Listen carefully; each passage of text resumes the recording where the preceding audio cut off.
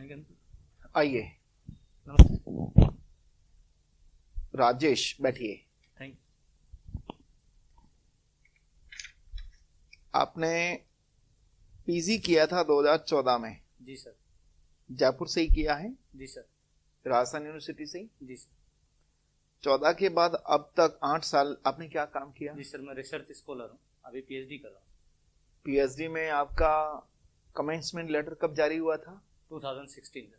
16 में हुआ जी था। सर। अभी तक आपकी पूरी नहीं हुई? नहीं sir, last year sir. Last year है, जी सर। तो आप उसको बढ़ाते रहे डेट को। जी सर। अच्छा, ऐसा क्यों? सर इसके कुछ कारण थे। कुछ कॉम्पिटिशन्स की तैयारी चल रही थी और इनिशियल स्टेज पर मेरे पास फेलोशिप नहीं था, तो मैं बाहर जॉब करता था, इस वजह से लेट हो गया। तो आप फेलोशिप मिल रही है? जी सर। कितनी? तो 35,000। तो आपने जेआरएफ किया? नहीं सर, तो ये नेशनल फेलोशिप होती है सर, MHRD मिनिस्ट्री होती है, मेरिटोरियल फेलोशिप होती है, वो अटेंड कर रहा हूँ। अच्छा, बहुत बढ़िया। कब आपने सोचा कि आपको शिक्षक बनना है? जी सर, ये इनिशियल स्टेज से ही, जब से मैंने 12th क्लास में जब 12th पास कर ली थी, उस टाइम मेरा जो ध्येय था वो सर एनडीए की तरफ था, लेकिन सर अनफॉर्चुनेटली उसमें अनसक्सेसफुल रहा। उसके बाद जैसे ही मैंने बीएससी किया, बीएससी के बाद में मेरा हमेशा ध्येय ये रहा कि मुझे टीचर ही बनना है, और वो भी असिस्टेंट प्रोफेसर कॉलेज एजुकेशन। अक्सर जिसके 12th में मार्क्स अच्छे आ जाते हैं, जी सर। वो सोचता है कि मुझे आईआईटी में जाना है या मुझे डॉक्टर बनना है। जी सर।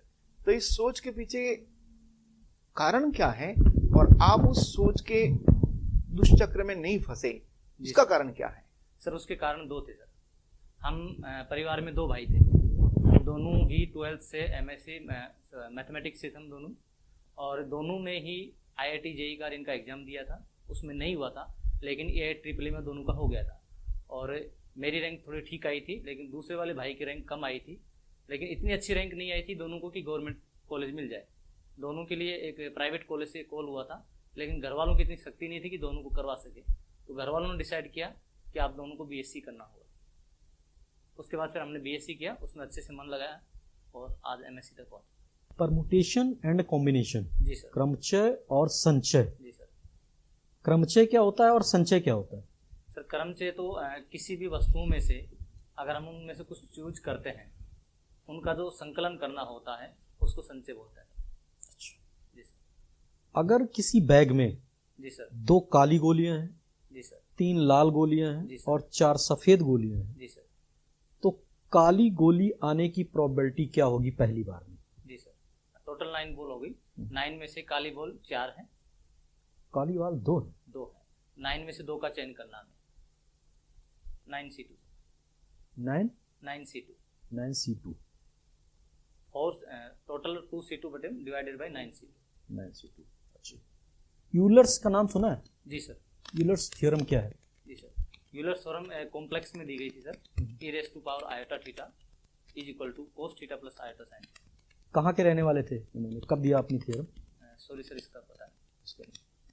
परिमेय संख्या और अपरिमेय संख्या क्या होती है? जी सर, ऐसी कोई भी संख्या जिसको हम 2 पूर्णांकों के डिवीजन के रूप में लिख सके, जिसमें जैसे p बाई क्यू, जहाँ विशेष तौर पर ध्यान रखना होगा कि क्यू नॉन जीरो होना चाहिए, उसको परिमेय संख्या बोलते हैं। और यदि किसी संख्या को हम p बाई क्यू के रूप में नहीं लिख पाए, उस संख्या को अपरिमेय संख्या बोलते हैं। यहाँ p और q दोनों ही पूर्णांक संख्याएं हैं। हरात्मक श्रेणी के बारे में सुना है आपने? जी सर। क्या होती है हरात्मक श्रेणी? सर ये जो हमारी समांतर श्रेणी होती है, उसको अगर हम रिवर्स ऑर्डर में लिखते हैं तो उससे हमें हरात्मक श्रेणी प्राप्त होती है। हरात्मक श्रेणी प्राप्त होती है। जी सर, श्रेणी। तीनों के बीच में क्या क्या संबंध होता है? हरात्मक श्रेणी, गुणोत्तक श्रेणी और समांतर श्रेणी। जी सर, जो अर्थमेटिक मीन होता है वो ज्योमेट्रिक मीन और हार्मोनिक मीन दोनों से बड़ा होता है। मीन और मॉड क्या होता है? मीन सर कुछ संख्याएं दे रखी हैं, उनका माध्य होता है, लेकिन दूसरा सर क्या पूछा आपने? मॉड। मोड में हम क्या करते हैं, कोई भी संख्या कितनी बार रिपीट हुई, जैसे सपोज कर लीजिए हमारे पास कुछ संख्याएं हैं 2 2 4 6 6, तो यहाँ पर हम देखें 2 2 और 6 दो संख्या वो 2 बार रिपीट हुई है, अन्यथा इसका मोड निकालें वो अलग आएगा। आपके क्लास में अगर आपके प्रिंसिपल ने आपसे पूछा जी सर। कि बच्चों की परफॉर्मेंस क्या है, जी सर। तो आप माध्यिका का यूज करना चाहेंगे या बहुलक का यूज करना चाहेंगे? सर मैं माध्यिका का यूज करना चाहूँगा। क्यों? सर इसमें कारण ये हो सकता है कि बहुत सारे बच्चों का, जरूरी नहीं कि हर बच्चे का जो नंबर्स हैं वो रिपीट हो, लेकिन माध्यिका में ये हो सकता है कि बहुत सारे बच्चे एक टेंडेंसी की तरफ कन्वर्ज करते हैं। जो हाई लेवल वाले बच्चे होते हैं उनके 100 मार्क्स आ सकते हैं अगर 100 की बात की जाए, और लो लेवल वाले बच्चे होते हैं वो बहुत कम हो सकते तो हैं। इससे प्रिंसिपल को क्या समझ में आएगा कि आपके बच्चों की परफॉर्मेंस क्या है? जी सर। समझ में आएगा कि यहाँ कौन से बच्चे अच्छे हैं, कितने बच्चे कम अच्छे हैं, कितने बच्चे मीडियम क्वालिटी में हैं। इसके लिए ज़्यादा रिप्रेजेंटेशन अच्छा मीडियम द्वारा होगा, माध्यिका द्वारा होगा, या बहुलक के द्वारा बताएंगे तो ज़्यादा? उसके लिए तो फिर बहुलक के द्वारा होगा सर, अगर प्रिंसिपल को समझाना है। तो वही तो मैं पूछ रहा हूँ कि अगर आपके बच्चे के परफॉर्मेंस के बारे में प्रिंसिपल पूछ रहे हैं तो आपके बताने का तरीका माध्यिका के द्वारा ज़्यादा उपयुक्त होगा या बहुलक के द्वारा? सर बहुलक के द्वारा ज़्यादा उपयुक्त है उसमें। कैसे बहुलक के द्वारा उसमें ज़्यादा? बहुलक के द्वारा ये होगा, अगर टॉप मोस्ट की बात की जाए, कितने बच्चे जो 80+ हैं, 6 बच्चे क्वांटिटी होगी, उनको देख लेगा वो।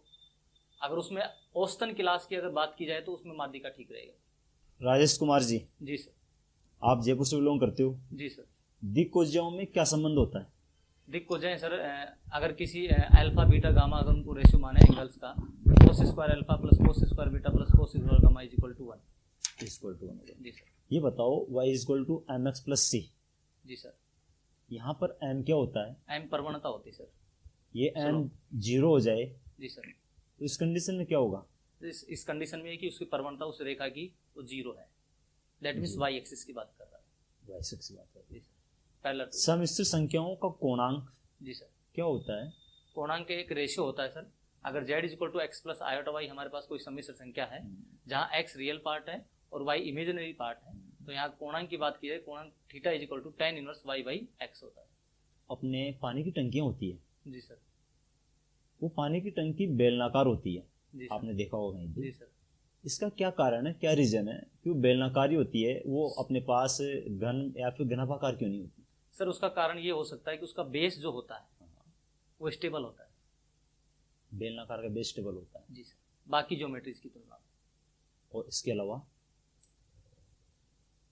इसके अलावा चलो फिर आप जिस कुर्सी पे बैठे हुए हो, जी सर, इसके कितने पाए हैं? 4 पाए। जी सर। ये ज़्यादा स्टेबल है या फिर अपना जो बोर्ड लगा हुआ है ये ज़्यादा स्टेबल है? 3 पाए ज़्यादा स्टेबल होते हैं। सर 4 पाए स्टेबल। 4 पाए ज़्यादा स्टेबल होते हैं। आप 4 पायों को ऊबड़ खाबड़ में लगा देते हो, जी सर। 4 पाए लगाई होगी जी सर। तो वहाँ पे ऊपर नीचे हो जाती है। जी सर। कभी आपने 3 पायों को लगा के देखना ऊबड़ खाबड़ जगह में, जी सर।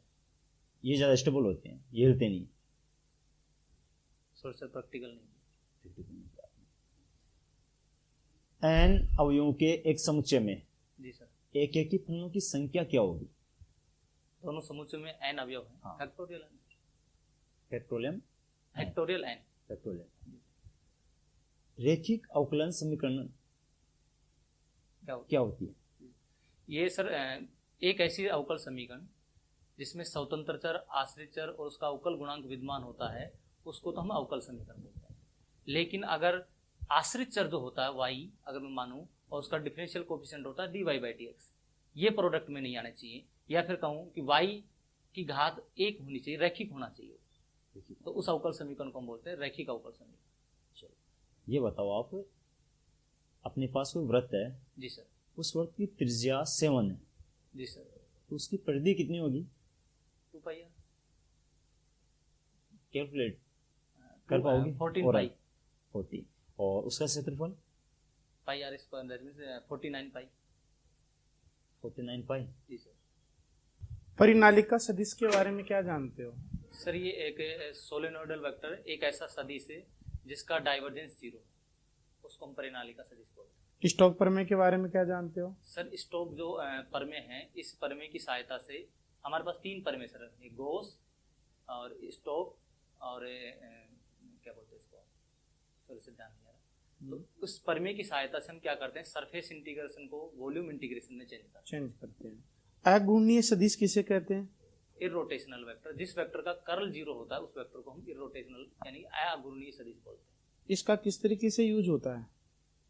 इसका अगर हम यूज फ्लूइड डायनेमिक्स की अगर मैं बात करूं तो वहां पर तो इसका यूज होता है सर, कोई भी फ्लूइड का फ्लो तब तक नहीं होगा जब उसका जो कर्ल है वो जीरो। जीरो नहीं। स्पर्श रेखीय त्वरण क्या होता है? स्पर्श रेखा के अनुदिश जगह लगने वाले त्वरण को हम स्पर्श रेखीय त्वरण कहते हैं। यथार्थ अवलोकन जो समीकरण होते हैं, जी सर। इक्वेशन जो होती है, उनके बारे में क्या जानते हो? सर ये एग्जैक्ट डिफरेंशियल इक्वेशन जो होती हैं कुछ समीकरण ऐसी हैं कि अगर हम उसके हल को डिफरेंशिएट करें तो हमें डायरेक्ट अवकल समीकरण मिलनी चाहिए, उसमें हमें किसी प्रकार की विलोपन जैसी क्रियाएं नहीं करनी पड़ती। यदि अगर आपका एक राइट एंगल है, समकोण त्रिभुज है, उसकी दो भुजाएं आपकी इक्वल हैं, जी सर। तो जो तीसरी भुजा कर्ण जो है उसकी वैल्यू का क्या मान होगा? अगर मैं सपोज करूँ एक्स एक्स है तो under root two x square, यानी कि तो under root two into x, under root 2 into x. बेटा आपने सेट एग्जाम 2013 में पास किया, जी सर। उसके बाद में क्या किसी वैकेंसी में आपने फॉर्म अप्लाई किया था? जी सर। फिर सर इससे क्या रहा? पहले 2014 में कॉलेज लेक्चर का आया था सर, उसको अप्लाई किया था मैंने, वहाँ अनसक्सेसफुल रहा था सर। और कहाँ तक पहुंचे? रिटर्न क्लियर नहीं हुआ? रिटर्न क्लियर नहीं हुआ। उसके बाद सर मैंने राजस्थान यूनिवर्सिटी का दिया सर 2018 में असिस्टेंट प्रोफेसर का, और 2018 में उसमें ही क्या रहा रिजल्ट? उसमें सर अनसक्सेसफुल रहा। स्क्रीनिंग नहीं हुआ नहीं या सर, इंटरव्यू नहीं हुआ? इंटरव्यू में सफलता नहीं मिली। अनसक्सेसफुल सर 1 टाइम हुआ आरपीएससी वाले में, उसके बाद सर मैंने बार बार इंटरव्यू दिए। तो क्या कमी पाई आपने अपनी अनसक्सेस का? सर उसमें कुछ मेजरली तौर पर सर मैंने जो यूनिवर्सिटीज हैं वहाँ के इंटरव्यू दिए थे सर, वहाँ का तो अनिश्चितता बड़ा रहता है। कहाँ पे? राजस्थान यूनिवर्सिटी का दिया सर मैंने, मोहनलाल सुखाड़िया यूनिवर्सिटी उदयपुर का दिया मैंने, एक हरियाणा का दिया सर। नहीं वो तो है, लेकिन आपको कहाँ लगा कि आपकी कमी थी यहाँ पे? सर उसमें जो टॉपिक मैं तैयार करके लेके गया उन टॉपिक्स में कमांड थी, और दूसरे टॉपिक्स में पूछ लिया गया तो। और वे टॉपिक्स क्या आपके यूजी पीजी में पढ़े हुए नहीं थे? पढ़े हुए थे सर, तो फिर उन टॉपिक को अच्छे से क्लियर नहीं कर पाया। क्लियर नहीं कर पाए, तो ये आपकी व्यक्तिगत कमी है। जी सर। उसको दूर किया? जी सर। अब मैंने कोशिश की है कि लगभग हर टॉपिक को मैंने कवर करने की कोशिश की। आप कोई 5 टॉपिक बताइए जिस पर हम कहें पढ़ाएं और आप कमांड के साथ पढ़ा सकते हैं। जी सर। बता। अगर मैं यूजी की बात करूं तो differential calculus and integral calculus. अगर सेकंड यूजी की ही बात करें आप लोग, जी sir. First year second year third year में जो सिलेबस में हो। जी सर। फर्स्ट ईयर में differential and integral calculus, second year में real analysis, differential equation and numerical analysis. First year के किसी 4 टॉपिक्स के नाम बताओ आप। बीएससी फर्स्ट ईयर के अगर मैं beta and gamma function, double and triple integration, maxima and minima, और बीटा गामा के बारे में आप टॉपिक्स पढ़ा है? जी सर। जी सर। सबसे पहले हम गामा फंक्शन को स्टार्ट करते हैं। गामा फलन सर, जो गामा फलन है ये एक इनडेफिनेट इंटीग्रल है जिसकी जो लिमिट होती है वो 0 से इनफाइनाइट होती है। कोई भी फंक्शन अगर हमारे पास f(x) लिया जाए, इस फंक्शन के लिए हम गामा फंक्शन अगर डिफाइन करें तो गामा नोटेशन रहेगा उसका gamma n is equal to integration 0 to infinity e raise to power minus x और x raise to power n minus into dx, जहां हमारे पास होगा कि n जो है वो ग्रेटर देन 0 होना चाहिए। इस फंक्शन को हम गामा फंक्शन बोलते हैं, और इस फंक्शन की हम वैल्यूज निकाल सकते हैं पर्टिकुलर वैल्यूज के ऊपर। अगर हम बात करें कि गामा 1 का मान कितना होता है, इसमें वैल्यू पुट करके देखें तो integration 0 to infinity e raise to power minus x की power 1 minus 1 into dx is equal to integration 0 to infinity e raise to power minus x raise to power 0 dx and x raise to power 0 is equal to 1 is equal to integration 0 to infinity e raise to power minus x dx। और e raise to power minus x का अगर हम समाकलन करें तो आएगा e की power minus x, और x का जो कोफिशिएंट है माइनस, उसको हम डिवाइड कर दें तो -1। लिमिट कितनी है? 0 टू इन्फिनिटी। अगर अपर लिमिट और लोअर लिमिट इसमें पुट करें तो minus of e raise to power minus infinity minus e raise to power 0 is equal to minus of e raise to power minus infinity is equal to 0 minus 1 is equal to 1। तो हमारे पास gamma 1 की value कितनी आई? 1 आ गई। ये हमने किसको परिभाषित किया? गामा फंक्शन को। इसी प्रकार अगर मैं बीटा फंक्शन को परिभाषित करना चाहूँ, राजेश बैठिए, आइए।